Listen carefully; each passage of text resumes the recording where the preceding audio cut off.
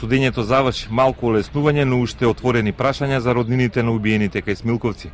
Не се задоволни од пресудата за која сметаат дека е очекувана, туку бараат државата да ги изведе пред суд нарачателите на злосторот, кој од денеска има првостепена пресуда како тероризам. Од целиот судски процес не сме задоволни.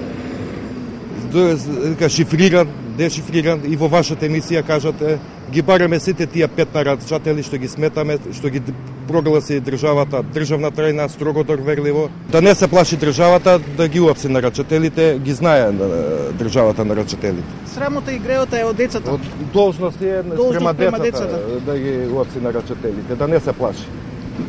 Ова очекувано беше дека ќе бидат осудени доживотно. Мене ми изненади зашто овој едниот и го ослободија, мислим, од случаев. А факт е дека постојат и нарачатели за сето ова. Синека разбравме вчера, уствари јас разбрав за некои си таму 5 телефони да останат државна тајна. Тоа е нешто сумнителна работа.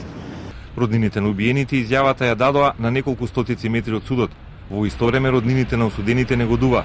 Се слушаа повици дека сами Љута е невин, дека зад пресудата стои политичка одлука. Пред камерите се обрати братот на обвинетиот Фейзи Езири, кој оцени дека пресудата е донесена без никакви докази. Да, доби брат ми доживотен затвор, затоа што беше осуден. Вие многу добро знаете дека тој беше осуден пред да излезе пред истражен судија. Беше на телевизија дека е обвинет. Со тоа се докажува дека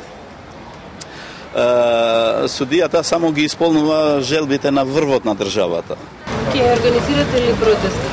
Ќе видиме, ќе се мислиме, ќе се консултираме со семејството и ќе видиме. Ова е голема неправда. Не води кон никаде. Што ако ги осудиле? Дали на душата им лежи на семејството ако осудат невини луѓе? И роднините на убиените деца и семејствата на осудените своите барања за правда ги насочија кон политичката сцена и партиите на власт. А додека траеше изрекувањето на пресудата, полицијата беше насекаде околу судската зграда. Непотребно, судењето мина во мирно исчекување и без инциденти.